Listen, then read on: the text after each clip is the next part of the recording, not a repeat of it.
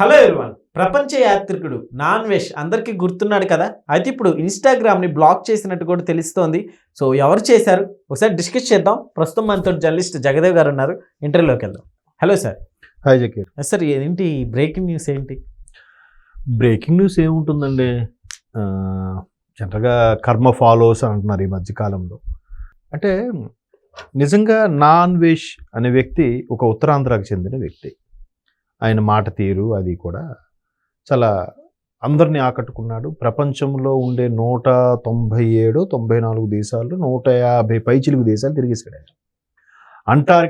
Antarctica లాంటి చీకటి ఖండానికి కూడా వెళ్ళి వచ్చిన వ్యక్తి నాన్ వెష్. నాకు తెలిసి ఎక్కడెక్కడో ఎవరెవరో ఈ వ్లాగర్స్ ట్రావెలర్స్ చేశారు, కానీ అంటార్కిటికా ఎవరు చేయలేదు. అది చేశాడు. నిజంగా నిజంగా అబ్బురు పడ్డాను నేను. సార్ ప్రతి ఒక్కరు కూడా ఆ టైంలో ఎక్కువ. సో ఇలా అవుతూ ఆయన ఒక వరల్డ్ ఫేమస్ యూట్యూబర్గా, అంటే వన్ ఆఫ్ ది అంటే హైయెస్ట్ పెయిడ్ కానీ లేదంటే ఎక్కువ వ్యూవర్షిప్ ఉన్న పెయిడ్గా యూట్యూబర్గా అవతరించాడు. ఎక్కడికి వెళ్ళినా కూడా చాలామంది బ్రహ్మరథం పట్టేవారంట, పెద్ద యూట్యూబరు ఎట్లా అని. అయితే బాగుంది, ఆయన ఒకట వరల్డ్ ట్రావెలింగ్ మీద ఒక కోర్స్ ఏదో చేశాడు. తర్వాత ఎక్కడో ఒక బ్యారర్గానో ఏదో షిప్లో ఎక్కడో పనిచేశారన్నట్టు చెప్పారు, కరెక్టో అబద్ధం తెలియదు. కానీ ఇట్లా ఇన్ని చేసిన వ్యక్తి అందరూ భలే ఇదయ్యాడురా మన తెలుగువాడని చాలా గర్వపడ్డారు.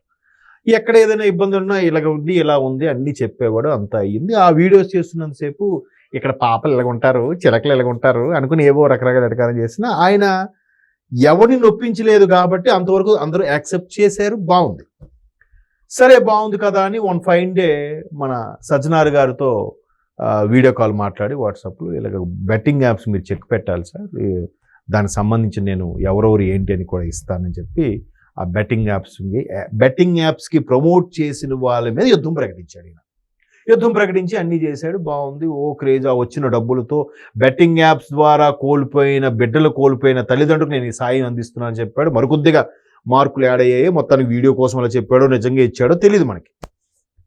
ఇదిలా ఉంటే రీసెంట్గా శివాజీ గారు ఇచ్చిన కామెంట్స్ మీద అనసూయ గారు రెస్పాండ్ అవ్వడం, అసలు ఆయన ఎవరిని ఉద్దేశించి పర్టికులర్గా ఒక పేరు పెట్టి ఎవరిని అనలే.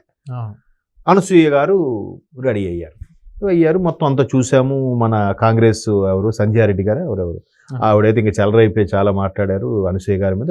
ప్రతి ఒక్కరు కూడా పరోక్షంగా అనసూయ గారిని విమర్శించారు. ఇదిలా ఉంటే ఈయన ఎక్కడో తగుదునమ్మా అంటూ వచ్చి అలాగా ఇలాగా నేను అనసూయ గారు సపోర్ట్. ఈ మధ్యకాలంలో ఎప్పుడో గరికపాటి వారు మాట్లాడిన వీడియోస్ కొన్ని వైరల్ అయితే ఇంక గరికపాటి వారిని కూడా ఈయన కౌంటర్ అటాక్ చేయడం స్టార్ట్ చేశాడు. చేస్తే గరికపాటి వారు కూడా ఏమన్నారు, పేరు ఊరు ఎత్తకుండా నా అభిమానులు ఎవరికి ఇవ్వాల్సిన వాటా ఖర్చుకు వాళ్ళకి ఇచ్చేస్తున్నారు, భగవంతుడు అది నాకు వరం ఇచ్చాడు చాలు అని కూడా అన్నాడు. ఆయన ఏమనలే మళ్ళీ. సో ఇంకా కాలింది ఇడికి, అమ్మ ఈయనేమనపై నేను అభిమానులు నా మీద చెలరైపోతానని చెప్పి ఇంకా ముందుకు వచ్చి ఇక్కడ నేను మలేషియాలో ఉన్నాను, వినాయకుడి టెంపుల్ దగ్గర ఉన్నాను, వినాయకుడిని ఒట్టేసి చెప్తున్నాను, ఒకవేళ నేను మాట్లాడిన తప్పు అయితే నేను మాడి మసైపోతాను. ఇది కలికాలం. ఇదేనా ద్వాపరయుగమా లేదా త్రేతాయుగమా? నువ్వు అనగానే మాడి మసైపోవడానికి అంటే ఎదవసొల్లు ఎదవ నేను తెలుసుకోలే. ఇక్కడ ఇంకా గరికపాటి వాడిని నేను గరికపాటిని గాడు ఈడు అనుకొని వాడిని అంట 2026లో అంట, 2027లో అంట, 2028లో కూడా విమర్శిస్తా అనేవో అన్నాడు. అనేసరికి ఇంకా ఒక్కొక్కరుగా ఇదేంటిది ఎంతవరకు బాగానే ఉన్నాడా, ఎంత మంచి పేరు వచ్చింది, మార్కులు వచ్చాయి అనుకున్న టైంకి ఇంకెప్పుడైతే అన్నారో అన్వేష్ గారు మీరు ఇలా అనడం కరెక్ట్ కాదండి, మీరు ఇలా మాట్లాడడం నాకు నచ్చలేదండి ఒక్కొక్కరుగా అన్ఫాలో చేశారు. కొంతమంది ఆయనకి వీడియో కాల్ మాట్లాడి మీరు ఇలా అంటారు అనుకున్నంటే నా ఇష్టం అది. ఇన్ని రోజులు నా వీడియోస్ నేను చూడమని నీకు చెప్పానా? ఇప్పుడు కూడా అంతే. ఏదో రామ్ గోపాల్ వర్మ రేంజ్లో మాట్లాడాడు. రామ్ గోపాల్ వర్మ అంటాడు కదా, ఆయన నేను సినిమాలు ఇలాగే తెస్తా, చూస్తే చూడు లేకపోతే మాని అంటాడు. ఆయన అదొక రకమైన టెక్నిక్, మార్కెటింగ్ స్కిల్స్. ఆయన ఎవరైనా కాంట్రవర్సీ తీసుకొస్తే క్వశ్చన్ చేస్తాడు తప్ప ఆయనే ముందు కాంట్రవర్సీ ఎత్తుకోడు. ఇప్పుడు ఈయన అలా ఎత్తుకొని రామ్ గోపాల్ వర్మలా ఫీల్ అయిపోయి నేనే చూడమని చెప్పానా, మీ ఇష్టం అది అనుకొని ఈయన మాట్లాడాడు. ఇంకొకరు యూట్యూబ్లో కూడా వ్యూవర్షిప్ తగ్గింది, అన్సబ్స్క్రైబ్ చేశారు. ఇదిలా ఉంటే చాలామంది ఆయన మీద కేసు కూడా వేశారు. సార్ ఇది గరికపాటి లాంటి వారి మీద కూడా విమర్శలు చేస్తున్నాడు, చాలా నోటుకు వచ్చినట్టు మాట్లాడుతున్నాడు, బూతులు మాట్లాడుతున్నాడు. మెయిన్ అది బూతులు. పదాలు మనం చెప్పలేం. తరువాత ఒక్కొక్క ఫాలో చేస్తే చేసుకోండి, నాకేం భయం. నేను ఎప్పుడో నాకెంతో అప్పుడులో ఎంత వీడియోకి ఎంత వచ్చింది, ఆ వీడియోకి ఎంత వచ్చింది, దీనికి ఎంత వచ్చింది, నాకు ఆల్రెడీ రావాల్సిన డబ్బులు వచ్చేసాయి, నేను ఎంజాయ్ చేసుకుంటున్నాను, నేను ఆల్రెడీ సెటిల్ అయిపోయాను అనే స్థాయిలో మాట్లాడాడు ఆయన. సార్ ఎంత క్రేజ్ వచ్చిందో అదంతా కూడా ఒక్కసారిగా అంత పోయింది. అంటే చూడండి, ఓవర్ ఏ పీరియడ్ కష్టపడి ఆ పీక్ వెళ్ళడానికి వస్తుంది. ఒక్కసారి ఒక సింగిల్ నైట్ చాలు కదా. ఒక్కసారి మేబీ కళ్ళు కొంచెం పైకి వెళ్ళాయేమో తెలియదు నాకు.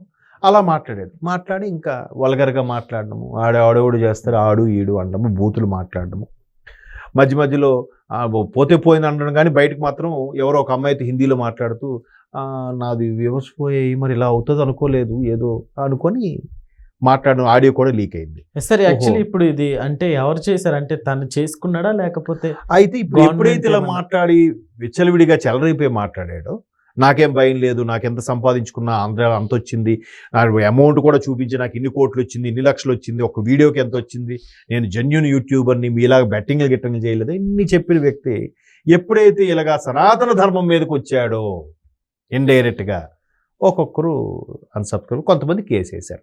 అయితే ఇది ఎలా ఉంటే ఇన్స్టాలో 1.8 మిలియన్ ఫాలోవర్స్ ఉండేవారంట. ఎప్పుడైతే ఈ పిచ్చి వ్యాఖ్యలు చేశాడో ఆయన, అంటే మన దృష్టిలో పిచ్చి వ్యాఖ్యలు, ఆయన దృష్టిలో అవి మంచి వ్యాఖ్యలే, ఒక్కసారి ఒక ఎంతో 50 లక్షల మంది ఎంతో తగ్గిపోయారు. అంటే ఇప్పుడు 1.3, 50 కాదు 5 లక్షల మంది తగ్గిపోయారు. 1.3 మిలియన్ ఉన్నారు. సో ఈయన మీద ఎప్పుడైతే కేసు రిజిస్టర్ అయ్యిందో సిసిఎస్ పోలీసులు ఇన్స్టాకి కొన్ని అడిగితే ప్రూఫ్స్ అడిగితే కొన్ని ఇచ్చారట ఇన్స్టా వాళ్ళు, ఇలా ఉన్నాయి, ఆయన కొద్దిగా ఏవేవి కామెంట్స్ పెట్టాడు, ఏవేవి మాట్లాడు, తీరా చూస్తే కొంత మత విద్వేషాలు రెచ్చగొట్టేలాగా ఉన్నాయి. ఇప్పుడు వీళ్ళందరికీ ఒక ప్యాషన్ అయిపోయింది. ఆ మధ్యకాలంలో కూడా, అంటే ఒక 4-5 ఏళ్ళ కిందట ఒక సినీ క్రిటిక్, పేరు అనవసరం, ఇట్లాగే నేను నాస్తికుడిని, దేవుణ్ణి నమ్మను, వెటకారంగా చేయడం, మాట్లాడితే పవన్ కళ్యాణ్ గారు లాంటి వాడిని టార్గెట్ చేయడం, ఎట్లా మాట్లాడారు. ఏమయ్యారు వాళ్ళంతా? గతంలో కూడా కొంతమంది తిరుమల వెంకన్న స్వామి 7 కొండల మీద మాట్లాడాలని కూడా ఏమయ్యారు? సో ఇప్పుడు వీళ్ళు కూడా నోటుకొచ్చినట్టుగా, వీళ్ళందరికీ కూడా సనాతన ధర్మం, హైందవ ధర్మం మీద మాట్లాడతాడు. మీరు మిగతా ధర్మం మీద మాట్లాడచ్చు కదా, మీకు సత్తా ఉంటే మాట్లాడటం. మిగతా దేవుళ్ళ గురించి ఒక్క కామెంట్ కూడా ఆవిడ చేయలేడు.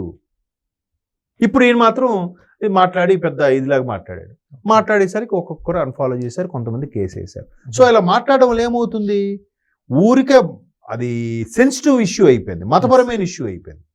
మతపరమైన ఇష్యూ అయ్యేసరికి కేసు పెట్టేసరికి సిసిఎస్ పోలీసులు ఇన్స్టా వాళ్ళకి మొత్తం డీటెయిల్స్ అడిగితే అందులో కొన్ని ఇప్పుడు రాజుగారు పెద్ద భార్య చాలా మంచిదబ్బా, చిన్న భార్య మాత్రం అని అన్నాడు అనుకో, అంటే అర్థం ఏంటి కదా. అలాగా ఈ హిందూ ధర్మం ఉందే సనాతన అన్నట్టుగా అలాగ మాట్లాడినా కూడా, మేబీ మాట్లాడాడేమో, నేను చూడలేదు, అలా మాట్లాడి కూడా అర్థం ఏంటి, మిగతా మతాలకు ఊతం ఇచ్చినట్టేగా.